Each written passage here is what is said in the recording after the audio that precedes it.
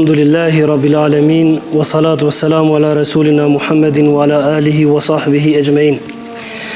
Yaqulu Allahu tabaraka wa ta'ala fi kitabihi al-karim, A'udhu billahi minash shaitanir rajim, ya ayyuhalladhina amanu ittaqullaha wa kunu ma'as sadiqin. Me emrin e Allahut të gjithëmëshirshëm, mëshirëplotit, falenderimet dhe madhrimet i takojnë Allahut, Zotit të botrave. Paqja dhe bekimet e Allahut qofshin mbi të dërguarin e tij, profetin Muhammedin sallallahu alaihi wasallam, mbi familjen e tij, mbi shokët e tij dhe mbi të gjithë ata të cilët e ndjekin dhe pasojnë rrugën e të dërguarit të Allahut deri në ditën e Kiametit. Dëshmoj dhe deklaroj se nuk ka Zot tjetër të adhuruar me të drejtë përveç Allahut madhëruar, dhe se profeti Muhammedi sallallahu alaihi wasallam është rob dhe i dërguari i tij. Allahu i madhëruar në Kur'anin famëlar thot: O ju që keni besuar, o ju të zgjedhurit e Allahut, o ju të dashurit e Allahut, friksojuni Allahut, ruajini kufijtë e Zotit dhe bëuni me ata të sinqertët në fjalët tuaja dhe në veprat tuaja. Fillimisht e falenderojmë Allahun e madhëruar, i cili na mundësoi që të mblidhemi në këtë seminar dhe të përfitojmë prej dijes së xhallarëve të ftuar në këtë mezhlis. Mirënjohje e veçantë për Hoxhën e dashur, Hoxhi Jusufin. Allahu e shpërbleft, Allahu e lartësoft, i cili organizon këto mezhlise të hajrit, të cilat janë shembull për të marrë edhe për të praktikuar në vendet tona. Falënderim dhe mirënjohje për organizatorët, mbështetësit e Hoxhë Jusufit, ata të cilët përpiqen në maksimum që ky seminar të shkojë në mënyrën më të mirë dhe më të bukur dhe më dobiprurse. Falënderim i madh shkon edhe për ju të nderuar vëllezër edhe motra, të cilët keni lënë angazhimet tuaja dhe keni marrë pjesë dhe jeni prezencë në këto mezhlise të dijes. Padyshim që është kënaqësi e veçantë për mua që ndodhem në këtë xhami me këtë xhamat të nderuar. Dhe përpara se ta filloj, ju përshëndes me përshëndetjen islame, me përshëndetjen e banorëve të xhenetit. Assalamu alaikum wa rahmatullahi wa barakatuhu. Këshilla ime apo ligjërimi im nuk është një ligjërim i veçantë. Ndoshta hoxhallarët e këtij vendi e kanë trajtuar më mirë se sa unë, por gjithmonë neve nisemi nga ajo çfarë Allahu i madhëruar na thot në Kur'anin famëlar: "Dhekir fe inne dhikratan faul mu'minin." Përkujtoj besimtarët sepse përkujtimi ju bën dobi atyre. I pari që përfitoj, shpresoj të jem unë dhe më pas të gjithë që jemi në këtë mezhlis. Vëllezër të dashur, unë kam një këshill e cila sot është këshilla për rinin. Edhe pse s'ka njeri i cili është i moshuar nuk ka kaluar në periudhën e rinisë, apo ata të cilët janë të rinj, shpresojmë dhe lutem Allahun e madhruar që të arrin moshën e vjetër dhe të gëzojnë dhe të trashëgojnë pasardhës të hajrit. Përse pikërisht këshilla për rinin? Këshilla për rinin dhe si të bëhemi të dobishëm në xhamin ton, në xhamatin ton, në shoqërinë ton, në vendin ku neve jetojmë. Kjo këshill është shumë e rëndësishme sepse kjo është faza e vlerave. Kjo është faza e forcës fizike. Kjo është faza e forcës intelektuale që ne muslimanët për fat të keq na ka rënë shumë poshtë. Shekuj përpara muslimanët kanë qenë referencë në dituri. Kjo fazë është faza e koordinimit edhe planifikimit. Kjo është faza e ambicieve dhe vlerave në përgjithësi. Por është edhe faza e sfidave, sepse i riu sfidohet më tepër. Më tepër se sa sfidohen të tjerët. Në radhë të parë, neve besimin, atë çfarë foli Hoxh Kujtimi, Allahu nderoft dhe lartësoft, neve dijen dhe besimin, burimin e kemi nga Kurani edhe nga Suneti i pejgamberit sallallahu alaihi wasallam. Aty duhet të referohemi, aty duhet të kthehemi, aty duhet të pyesim nëse nuk dim. Dhe besimi është dhuratë që Allahu i madhruar na i ka dhuruar. Dhe të jemi krenar që Allahu i madhruar na ka zgjedhur në miliarda njerëz, na ka bërë prej të dashurve dhe të zgjedhurve të tij. Të nderuar vëllezër, problemet e rinisë nuk janë vetëm në shoqërinë tonë islame.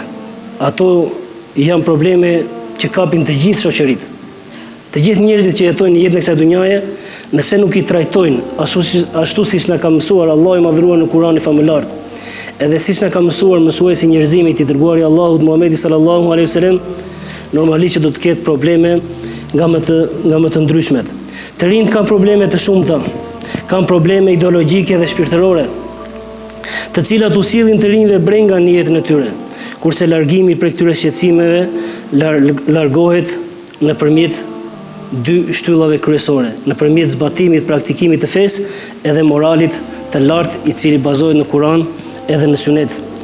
Këto dy janë shtyllat e shoqërisë, jashtëpërmirësimi i dynjas edhe ahiretit së bashku. Përmes këtyre të dyjave vijnë mirësitë, vjen bereqeti i Zotit edhe largohen të këqijat edhe mangësitë. Përgëzime të shumta kemi nga burimet e fesë, siç është Kurani edhe Suneti i pejgamberit sallallahu alaihi wasallam. Ata të cilët e lexojnë Kuranin me vëmendje dhe me meditim, do të gjenë që edhe rinia ka pjesën e vet në fjalët e Allahut madhruar. Allahu i madhruar na përmend Ibrahimin alayhis salam, i ri në moshë, i vogël në moshë, mori iniciativë për t'i thyer idhujt e asaj kohe. Sot ne kemi idhuj të ndryshëm të cilët duhet i thyejmë. Dhe për efekt të kohës nuk duhet të zgjerohem shumë në këto. Kemi profetin Jusufin alayhis salam, të cilin Allahu i madhruar na e përmend, i cili në moshën e rinisë i tha stop gjunaut i moralitetit dhe tha burgu është më i mirë për mua se sa ajo që më ftojnë ata. Kemi Musain alayhis salam, e cila është një histori plot mësime dhe dobi të shumta, ku besimtari nëse e lexon dhe mediton rreth kësaj historie do të nxjerrë histori të shumta. Musa alayhis salam, një djalosh i ri u përball me kriminali më të madh, me diktatorin më të madh, siç ishte faraoni i asaj kohe. Kemi shembullin e pejgamberit ton të dashur Muhamedi sallallahu alaihi wasallam, që i ri në moshë mori drejtimin e karvanit të tregëtisë për në Sham dhe u quajt El Emin. Përse? Sepse ishte mbajtës i amanetit, kishte moralin më të lartë, e njëni njerëz që nuk i kishte mashtruar dhe nuk i kishte gënjur asnjëherë. Ishte profeti Muhamedi sallallahu alaihi wasallam, ai i cili pajtoi mes fisëve se kush do ta vendoste Hajarul Aswad, gurin e zi në vendi ku e shtot. Pra, të gjitha këto nga Kurani dhe nga Suneti na tregojnë që rinia qenë ka ajo baza kryesore ku ne të gjithë pa përjashtim duhet të angazhohemi maksimalisht për të kujdesur për këtë bërtham. Allahu i madhruar thot dhe përmend një grup të rinjsh, dhe këta e lexojmë çdo ditë xumaje surën Kehf, thot innahum fityatun amanu bi rabbihim wa zidnahum huda. Çfarë do të thënë? Ata që djelmosha që kishin besuar në Zotin e tyre dhe ne u ashtuam atyre udhëzimin. I përmend Allahu i madhruar këta të rinj për shkak se këta ikën prej mirësive të dynjas, ikën për të ruajtur besimin. Ata besuan Allahun si një të vetëm. Ata ishin të vetmit besimtar nga mesi i popullit të tyre, dhe Allahu u shpërbleu këtë besim dhe u ashtoi edhe më shumë udhëzimin në zemrat e tyre. Dhe kush përpiqet për të ruajtur besimin e tij, dhe kush përpiqet për të lartësuar në dituri, Allahu i madhruar ka për t'ia lehtësuar dhe ka për ta lartësuar. Nga hadithet kemi shumë hadithe që i dërguari Allahu sallallahu alaihi wasallam na ka lajmëruar për rinin dhe ka thënë shfrytëzojeni rinin përpara pleqërisë. Këto janë thënie të cilat i dërguari i Zotit sallallahu alaihi wasallam i fliste nga ajo që i shpalleshin për Allahut madhruar. Në një hadith tjetër profeti sallallahu alaihi wasallam ka thënë Allahu e pëlqen mahnitet me një të ri i cili nuk kanon nga nefsi, nga egoja e tij. I dërguari Allahu sallallahu alaihi wasallam në një hadith të gjatë përmend që ato 7 lloj kategori njerëzish të cilët do të jenë në hijen e arshit të tij atë ditë ku nuk ka hije përveç se hijes së arshit të Zotit, tha ai shab i ri, ai djalë i ri, i cili e ka pranuar Islamin në moshë të re, ka jetuar me Islam dhe ka vdekur me Islam, ky do të jetë në hijen e arshit të Allahut të madhruar ditën e Kiametit. Historia islame është e përmbushur me shembuj plot të rinisë me perspektivë. Të shumtë ishin edhe ata të cilët e shoqëruan pejgamberin sallallahu alaihi wasallam. Për efekt të kohës nuk do përmendim të gjithë ata, sepse çdo sahabi çdo njeri i cili ka jetuar në kohën e pejgamberit sallallahu alaihi wasallam, për çdo njeri, për gjithë secilin prej tyre ka mësime dhe dobi të shumta. Atë që kam zgjedhur të përmend, do përmend dy prej tyre. Për të lënë kohën edhe hoxhës të nderuar Hoxh Selmanit, Erkam ibn Ebi Erkam. Sa herë që dëgjojmë këtë emër të këtij sahabiu të nderuar, me njëherë na kujtohen hapat e para të përhapjes së fesë në Mekë. Erkam ibn Erkam u bë musliman që në momentet e para dhe bëri shtëpinë e tij një seli për thirrjen sekrete të profetit sallallahu alaihi wasallam në Islam. Kështu shtëpia e Erkamit ishte themeli, ishte baza, ishte përhapja e fesë islame. Neve jetojmë viti 2025. A ekzistojnë Erkam ibn Erkam sot? Sot ne kemi xhamit, kemi hoxhallar të nderuar, të cilët sakrifikojnë nga koha e tyre, sakrifikojnë nga jeta e tyre. Edhe ata duan të çlodhin, edhe ata duan të kalojnë jetë me familjen.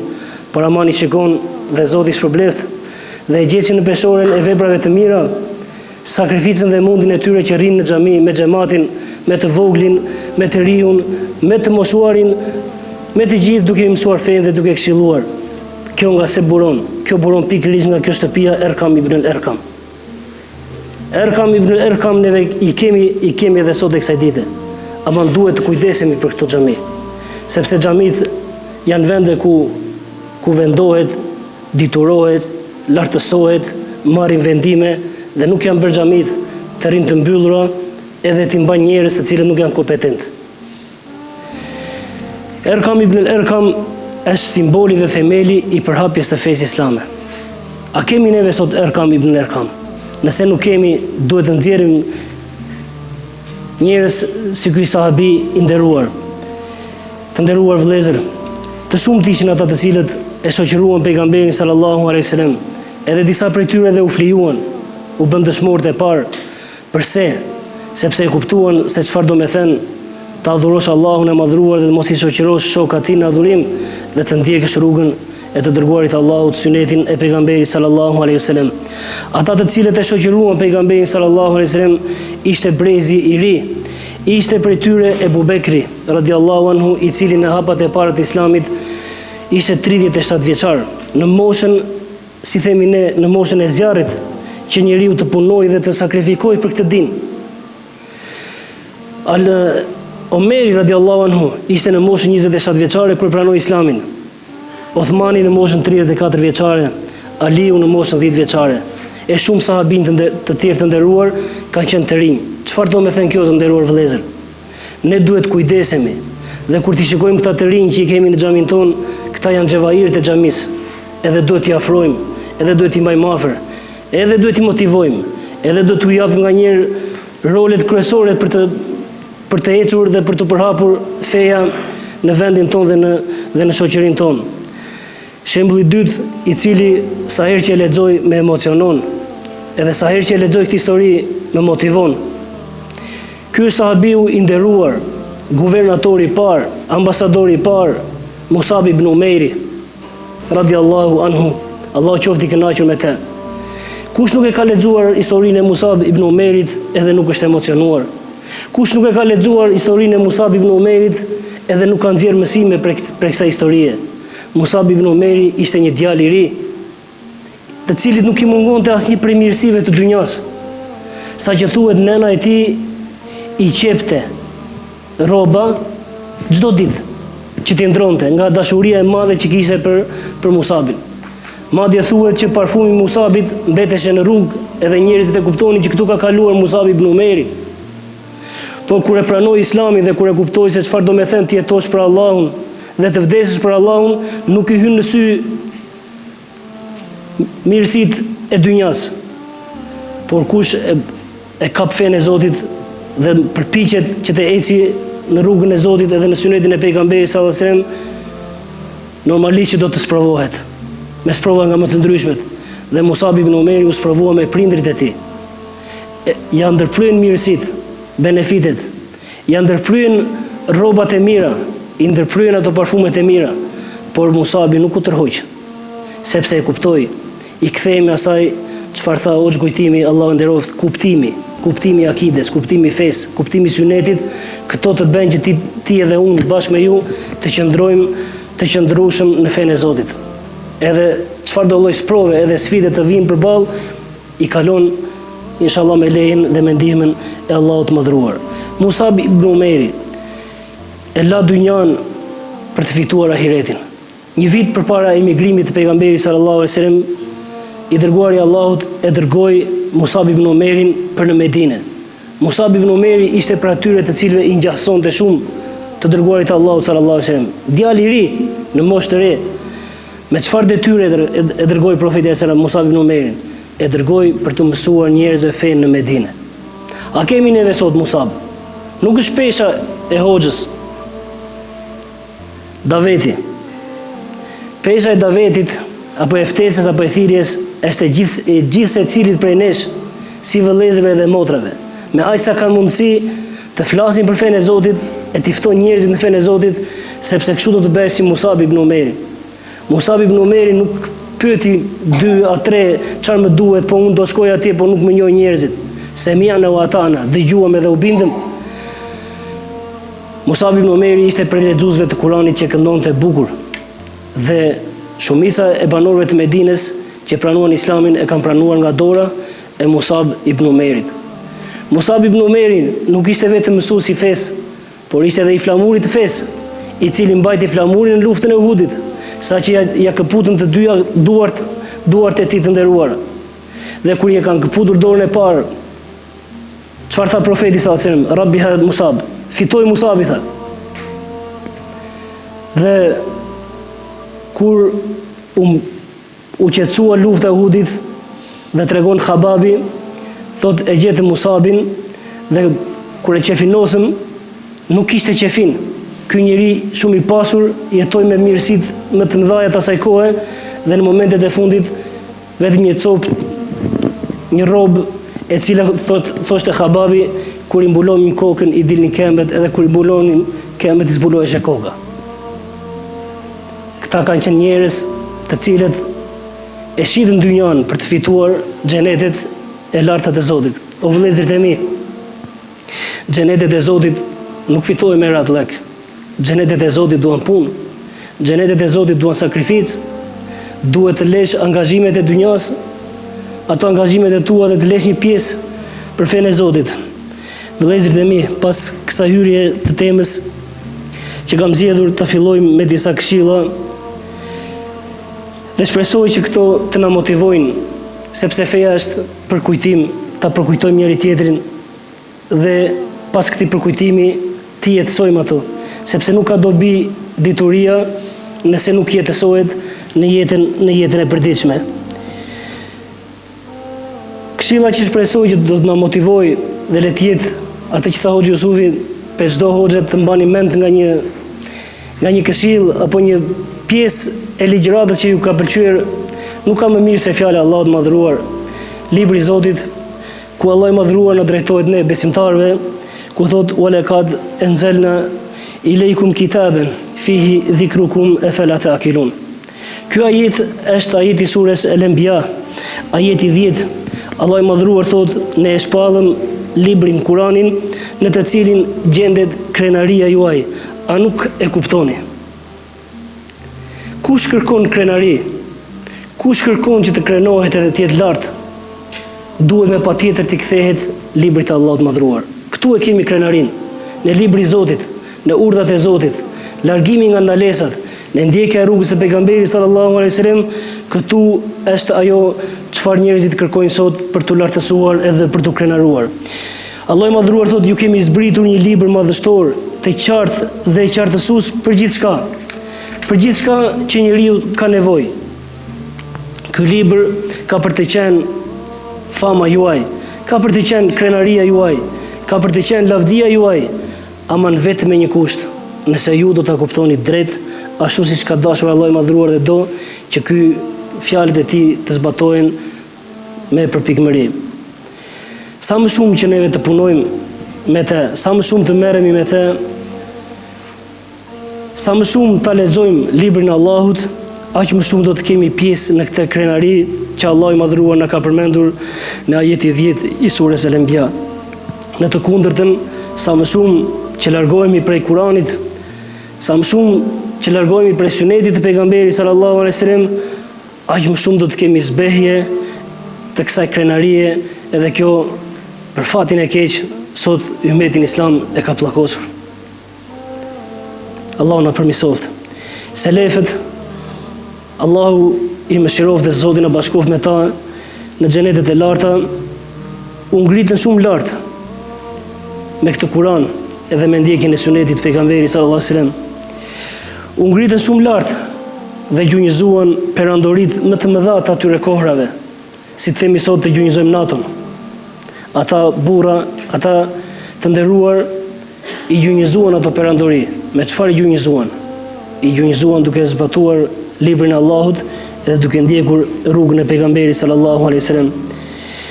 Kush dëshiron udhëzim, të jetë i udhëzuar, kush kërkon qetësinë, larg ankthit, larg stresit, kush kërkon krenari, le të kthehet Kuranit edhe Sunetit.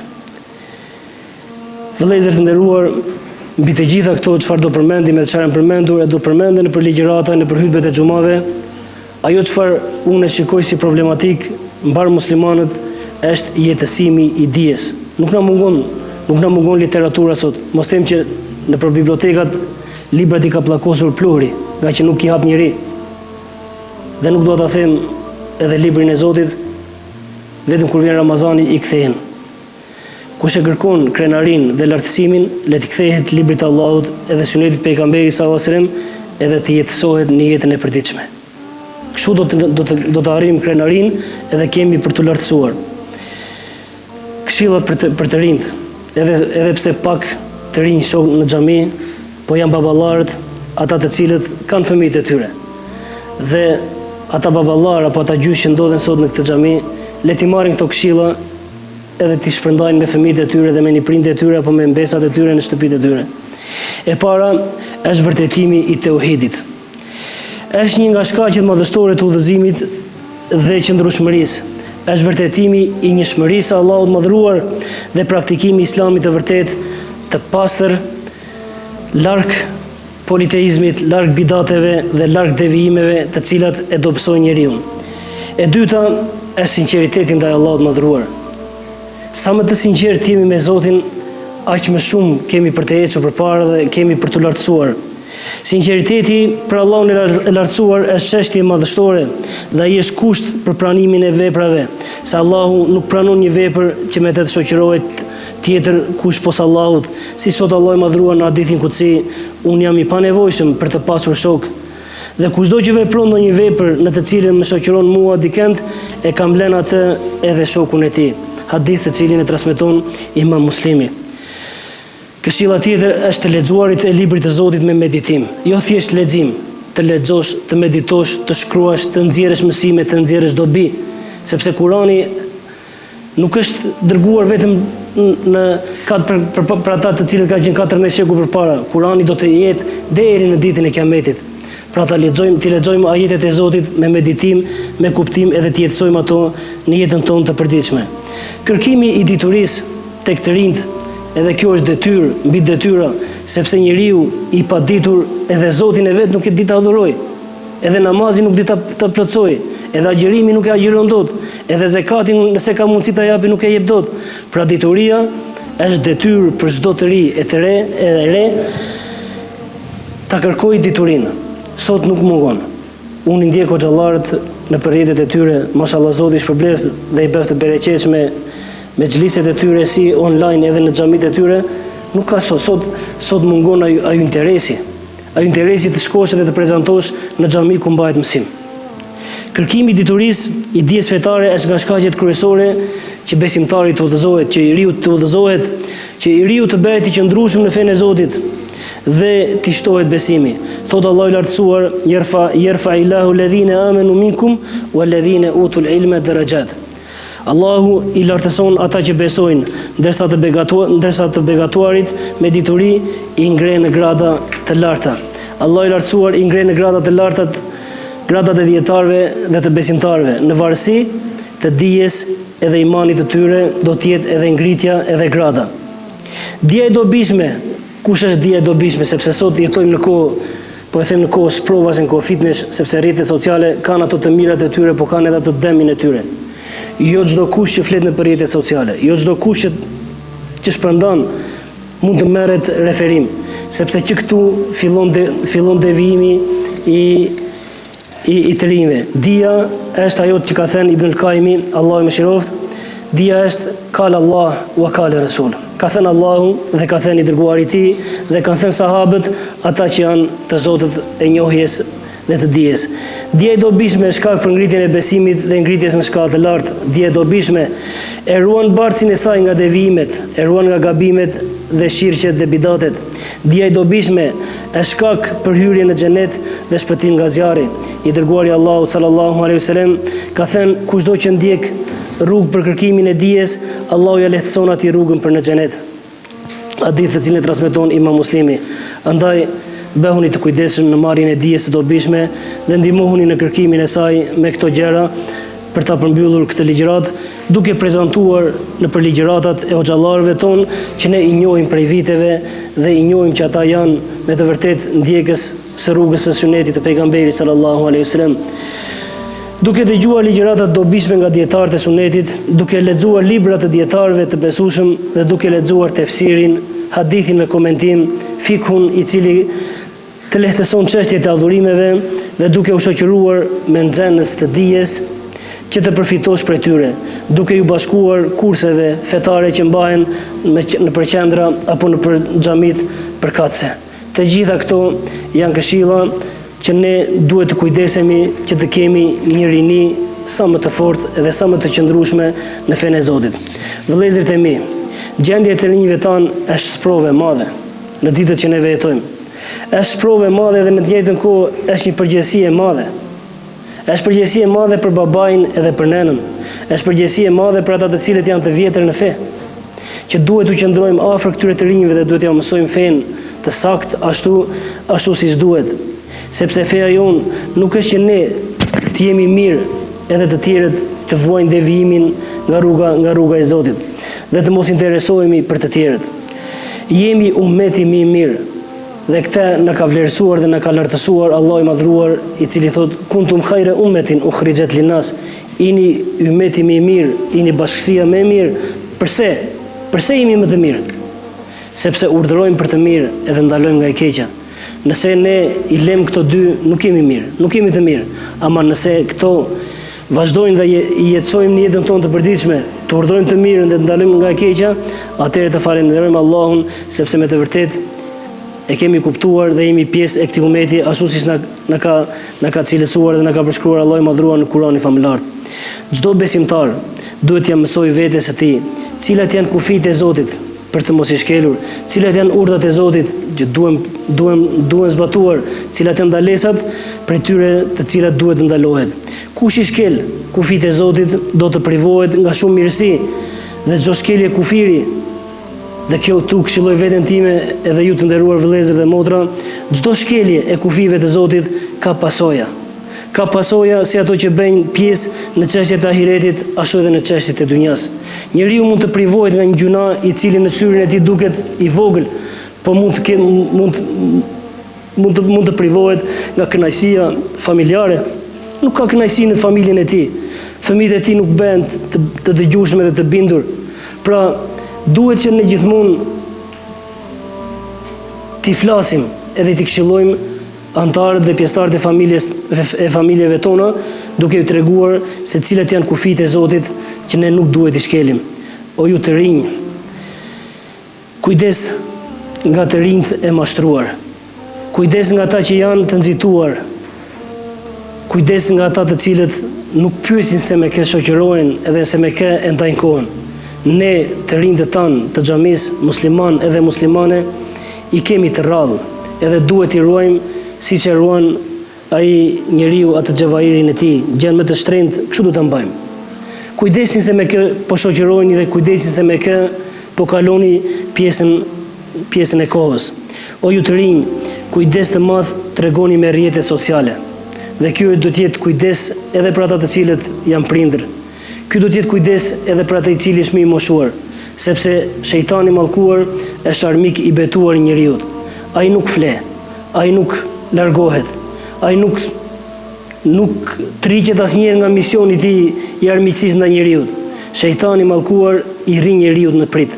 Aman Allahu i madhruar dhe fuqiplot nuk i ka dhënë pushtet këtij të mallkuari, vetëm se kur njeriu ecën pas epsheve, pas shahavatëve dhe e braktis Kuranin edhe Sunetin. Ama nëse ti përpiqesh e lexon librin e Zotit, i shton punët dhe adhurimet, shejtani mallkuar zvoglohet dhe nuk ka ndikim tek ty.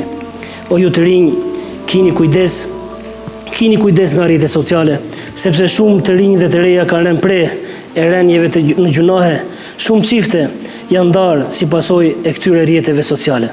O ju të rinj, kujdes me shoqërinë, sepse çfarë shikojmë edhe çfarë lexojmë, prindrit janë ata të cilët sakrifikojnë shumë. Nuk të do askush më shumë se sa të do babai edhe nëna jote. Ata të cilët meritojnë që ti të dëgjosh, të bindesh, janë pikërisht prindrit, nëna edhe babai jot. Dhe e mbyll me këshillën e fundit, o ju të rinj edhe të reja, jeni kapital, edhe jemi kapital i këtij ummeti. Ju jeni krenaria e kësaj feje. Ju jeni thirrsat e kësaj feje. Këto çfarë thash, të përpiqemi të jetësojmë në jetën tonë të përditshme. E lut Allahun e madhruar të na bëjë të dobishëm kudo ku ndodhemi.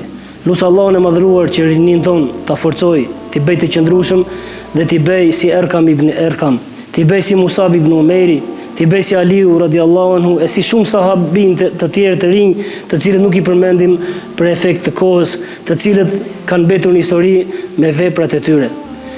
Allahu e shpërbleft Hoxh Jusufin, i cili u bë pjesë, u bë sebeb e këtij mexhlisi dhe këtij seminari.